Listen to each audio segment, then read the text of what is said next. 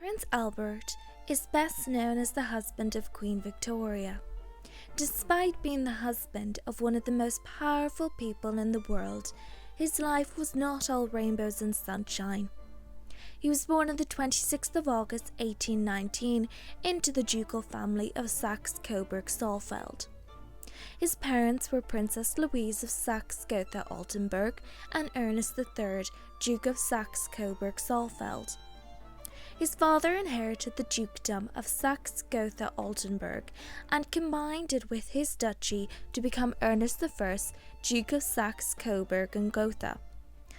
Albert had one brother named Ernest. His father was almost twice the age of his mother, and it's not really surprising with such an age gap that the relationship was doomed to fail, especially with his father's infidelities. Deeply upset and heartbroken by this, Louise took on lovers. She did not hide this, and it led to a toxic and unhealthy environment for a young boy to be growing up in. It was not long before his parents split in 1824.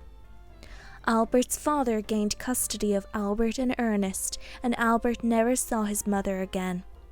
His forced abandonment of Albert by his mother would cause irreparable damage to Albert and influence his future marriage to Queen Victoria.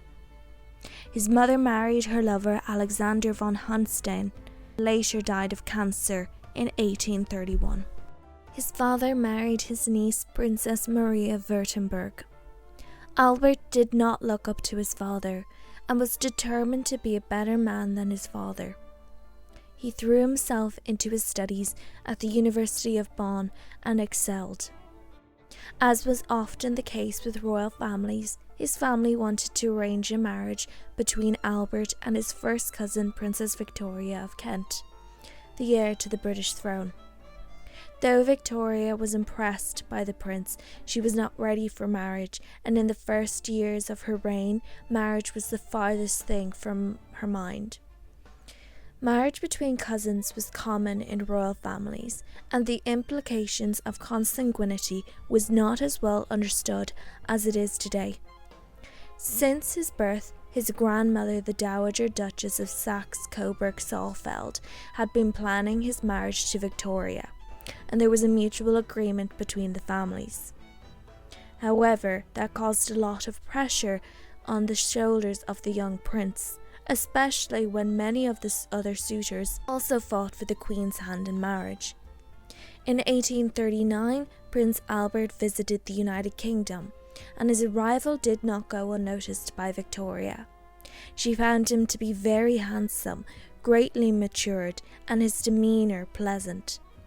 It did not take long for her to propose to him in October 1839, and he accepted. Her proposing broke all the social construct at the time, and it set a precedent for their marriage. The couple wed on the 10th of February 1840 in a show of great wealth, and it was like something from a fairy tale. Victoria and Albert had a wonderful honeymoon in Windsor Castle, and as a result of their racy evenings together, the natural consequence in a time when contraception was almost non-existent, resulted in Victoria becoming pregnant soon after the wedding. Victoria was horrified and felt this was spoiling her fun as the newlywed. Albert did not share that opinion and was delighted to become a father. He also did not share his wife's opinion that newborns were ugly. He promised to be a better father than his father had been, and wanted their growing family to be a model for how a family should be.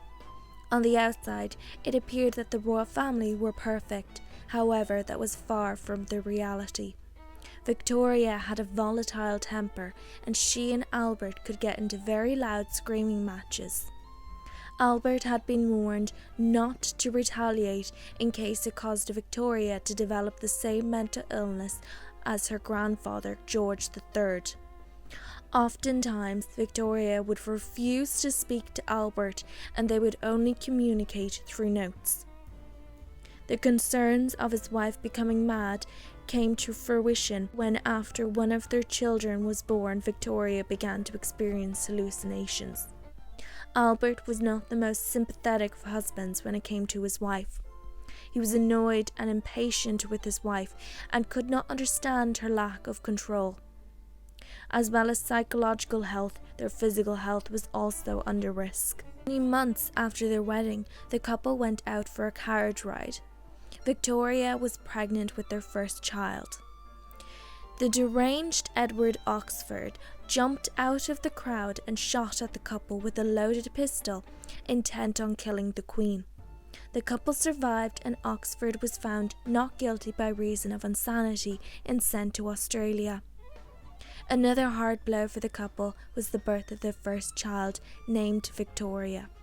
They had hoped for a son and heir, and Victoria proclaimed that their next child would be a boy. She was correct. Although she had hoped to wait before having another child, as a consequence of being close to her husband, Victoria gave birth to a son only 1 year later, named Albert and nicknamed Bertie. The couple would go on to have 7 more children: Alice, Alfred, Helena, Louise, Arthur, Leopold, and Beatrice. Albert was determined to mould his children into model princes and princesses, and was especially hard on Bertie. What was unusual about Prince Albert was his input into the care of his children at a time when men took very little interest in their children. Albert expected perfection from them, and was quick to devise an educational regime for his children that bordered on abuse. While his eldest daughter Victoria was very naturally academically inclined, his eldest son Bertie was not, and Albert was harsh on Bertie. Albert punished his children with corporal punishment when they did not meet his expectations. Albert was jealous of his wife. As she grew older, she became more confident in her abilities and refused to let Albert take over, especially when she was pregnant. It led to Albert being unsatisfied in his role as prince consort. Victoria allowed Albert to make changes to their household as a way to make up for their differences in power. She even allowed him to fire her old governess, Baroness Lazen, after their eldest daughter became ill under the Baroness's watch. With Lazen gone, Albert took control of the household, and the marriage was mostly harmonious. Prince Albert was never the most healthy of people. As a child, he was prone to falling ill, and this continued into adulthood. Suffering from fatigue and bowel issues, Albert would often run himself ragged, working long hours and not resting nor relaxing. Shortly before Albert's death, Bertie became submerged in drama. He lost his virginity to an actress while stationed in Ireland. Albert and Victoria heard of this and were appalled, especially Albert. It brought up old memories of Albert's parents and their adultery. Albert went to Ireland in late November 1861 and talked to his son about the damage he was causing. Albert then returned to the United Kingdom, but not before catching a chill. The chill worsened into a fever and worsened Albert's already poor health. Albert died weeks later on the 14th of December 1861. Queen Victoria blamed Bertie for the death of her beloved husband, and she remained in mourning for the rest of her life.